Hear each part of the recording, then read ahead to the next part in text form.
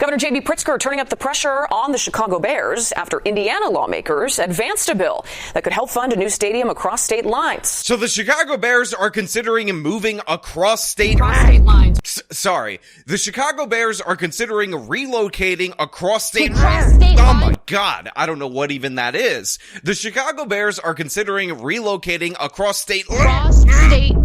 Who crossed state lines. He drove from Illinois to Kenosha, Wisconsin. Now, again, he drove from Illinois to Wisconsin. It's not like he was in his front yard. Yeah. And he was approached by a group of individuals who posed an imminent threat to his life. He drove across state lines in a state that he doesn't even live in. Because obviously we're dealing with a 17-year-old from out of state. And then he crossed state lines with it. He crossed state lines, meaning he traveled across state lines. He traveled there from out of state, who again traveled across state lines.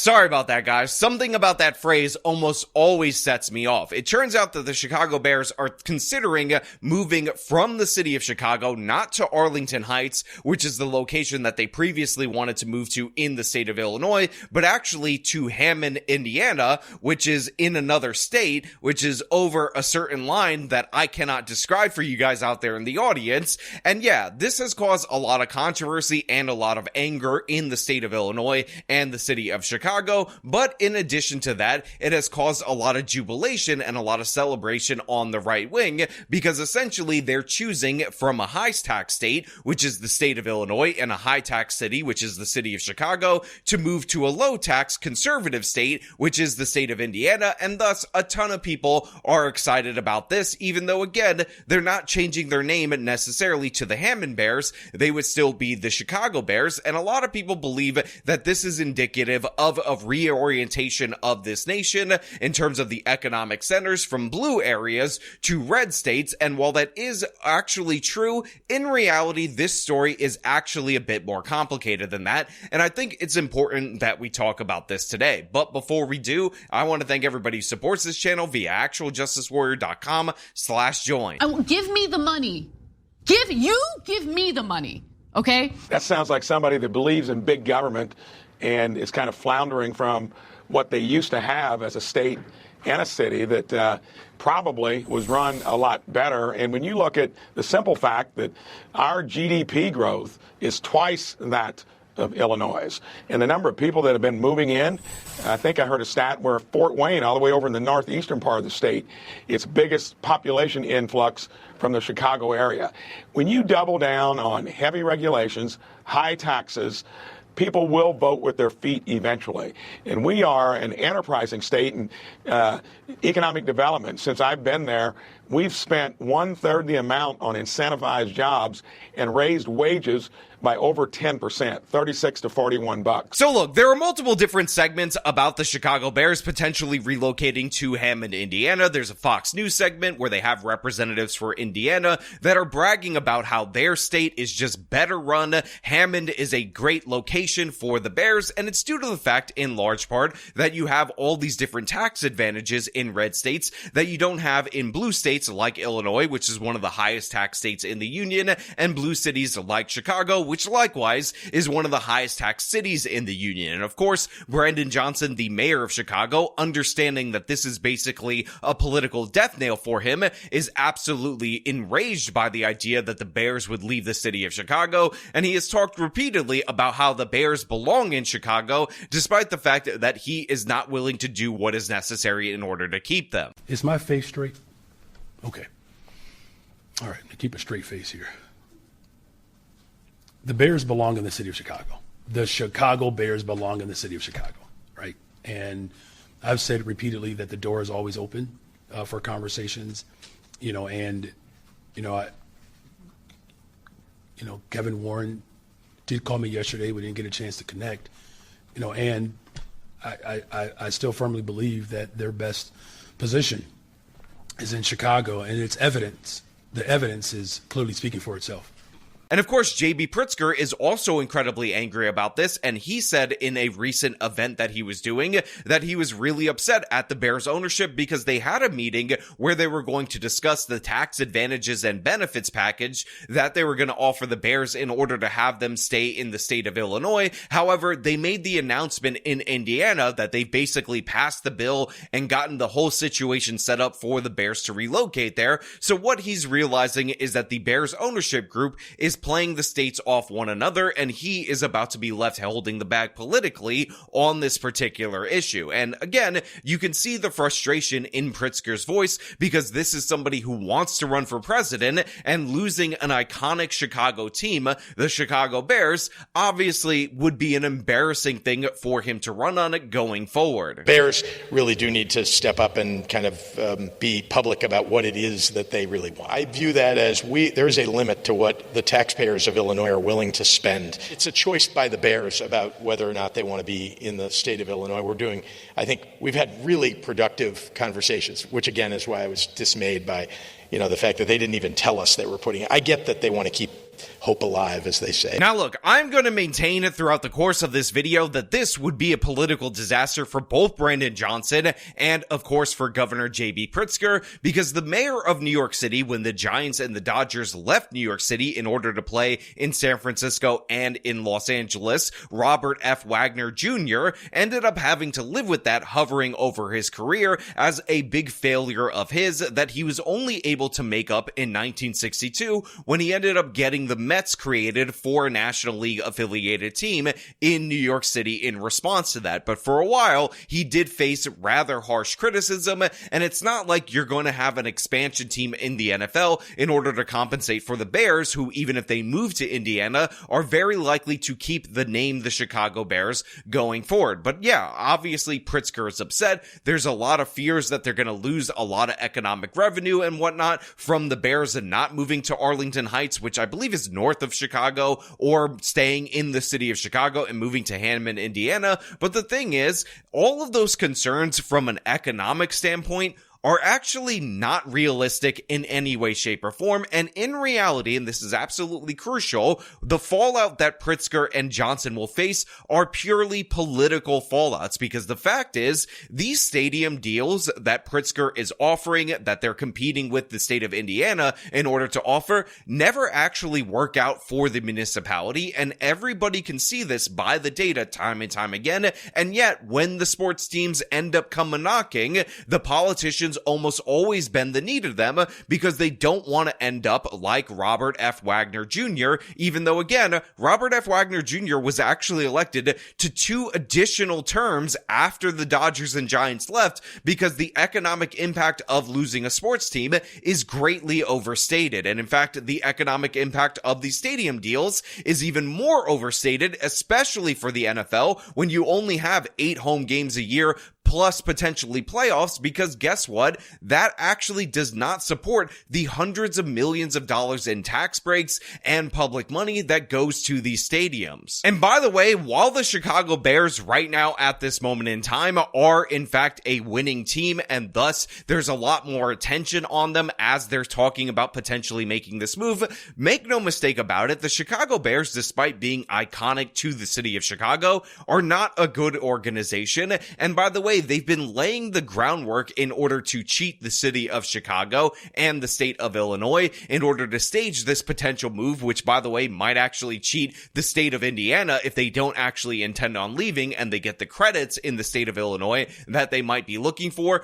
a number of years, because Soldier Field is actually the field that the Chicago Bears currently play in right now. And in fact, it used to be a historical landmark in the great United States of America because it is an iconic venue for football. Now, I say that this used to be a national historic landmark because it was. It was originally built in the 1920s. I believe the Bears started playing there in 1971. It got landmark status in 1987. However, in 2003, due to pressure from the Chicago Bears, it was due a renovation, and they spent like $600 million on this particular project. However, they did such a bad job and changed the architecture so much that it was considered a destruction of the original architecture. And in the year 2006, it lost its landmark status. So the Chicago Bears ownership group pressured the city, and I believe the Parks Department ended up owning the stadium at the time, in order to do this remodel, in order to make sure that the stadium was more suited for football. And they ended up costing the city an asset in terms of something that was a landmark, in terms of something that was going to receive money to be preserved because it was a national landmark,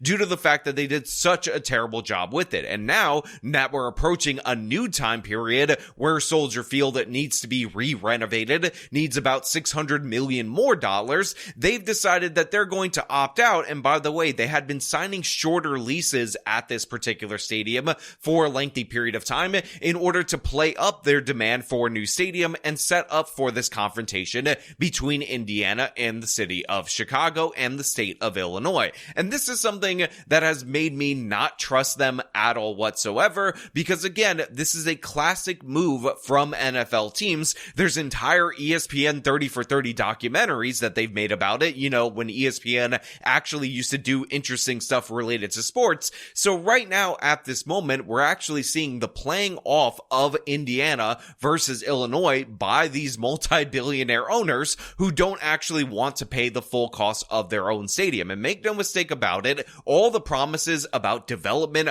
around the stadium area, they never come to fruition. I remember during the period of time when the Nets were going to move to Brooklyn, which by the way was them moving back to Brooklyn from New Jersey, and they seized a bunch of people's homes in order to do a development of that particular area. And yet we still have lawsuits to this very day about how that development was never actually delivered. So make no mistake about it, getting this particular stadium might be a symbolic victory for the state of Indiana, but it's no way an actual victory. It's not going to lead to the economic development that is in fact promised. Maybe there'll be some improvement for the bars in and around the area, people going there in order to be around the game lifestyle. But the fact of the matter is, if most of the fan base is in Chicago, although there is a strong contingent in this part of Indiana, it's not really going to change all that much, because if you're the kind of person who goes to the stadium to watch the game, that's only 8 times during the year plus potential playoffs.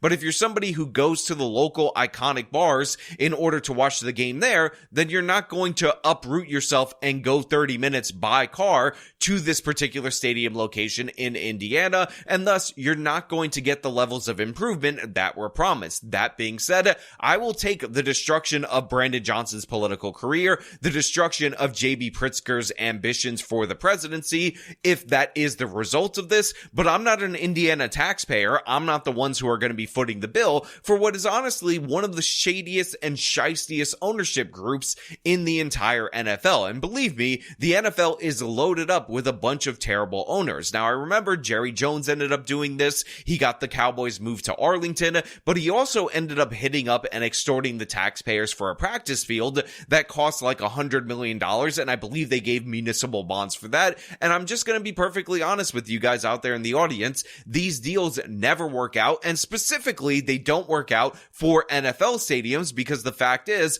NFL stadiums play so few games that it's just not worth it to invest hundreds of millions of dollars into these particular venues. And by the way, if it was worth it to do this, the Chicago Bears ownership would do it themselves. They wouldn't need the tax credits. Sure, they would go to the place with the best tax advantage, but this is all about putting it on the taxpayer. So while yes, symbolically it's a victory as we're seeing the transition and the movement of people and capital from blue states to red states, in reality, the NFL is more of a football cartel, and they're actually using their leverage in order to get the best deal from the taxpayers, and they're trying to play Indiana off against the state of Illinois. And by the way, there is a very good chance that they have no intention at all whatsoever of moving to the state of Indiana, and in reality, they're just trying to get more concessions from the state of Illinois. They started this conversation 3 years ago.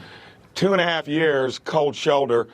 Bears came to us. We've been working with them, and they know what it's like for a state that's open for business.